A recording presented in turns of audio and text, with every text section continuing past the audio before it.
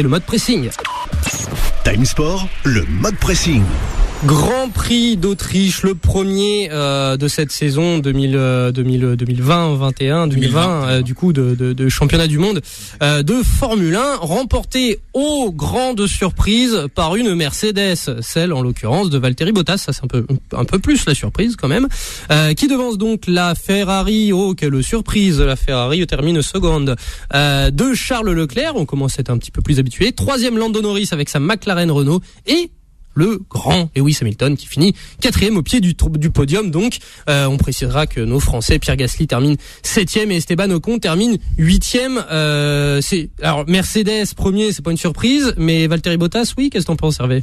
Valtteri Bottas, il a toujours l'habitude de bien commencer. La saison dernière, il avait déjà remporté le Grand Prix d'Australie. Et on a vu que au fur et à mesure que la saison avançait, il s'est fait distancier par Lewis Hamilton. Pour moi, le vrai enseignement de cette course, de ce Grand Prix d'Autriche, c'est la Ferrari qui est complètement larguée. À ce point-là? Oui, la Ferrari, en termes de potentiel, en termes de performance, elle est un peu en régression comparée à la saison dernière.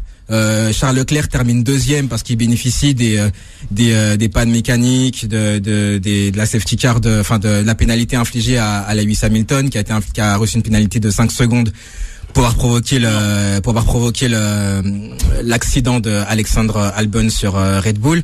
Donc et Vettel, l'autre Ferrari, termine 10e. Voilà, Vettel, il termine 10e. Il a été à la rue pendant tout le week-end.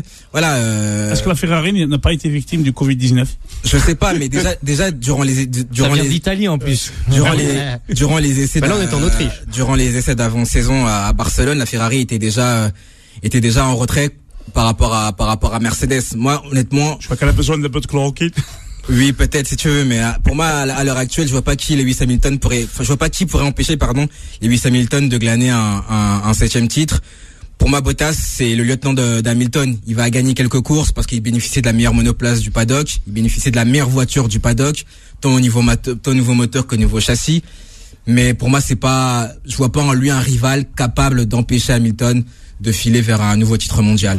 Donc faux pas, un simple faux pas pour Lewis Hamilton. On dit quintuple, sextuple. Il est sextuple, champion du monde. Sextuple champion du monde. Il approche à pas de géant le record d'Ayrton Senna. De Michael Schumacher. Ayrton Senna. On aurait peut-être réussi, mais on a pas eu. De Michael Schumacher.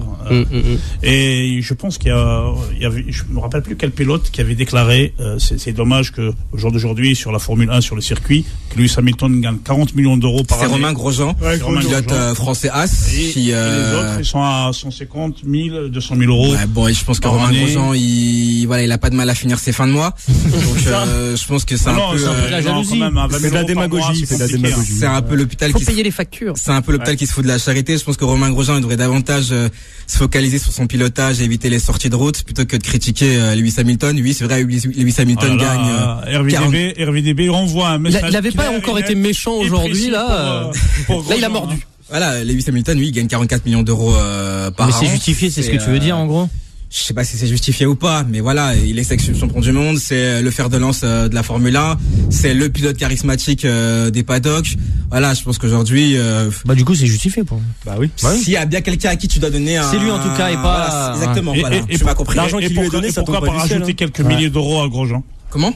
Rajouter quelques milliers d'euros à Grosjean parce que peut-être que si Romain Grosjean était un bon pilote, peut-être qu'il serait dans une meilleure écurie.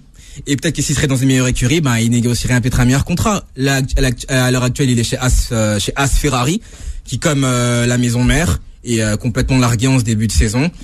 Faudra voir si au fur et à mesure de cet été, si les performances de la monoplace s'améliorent.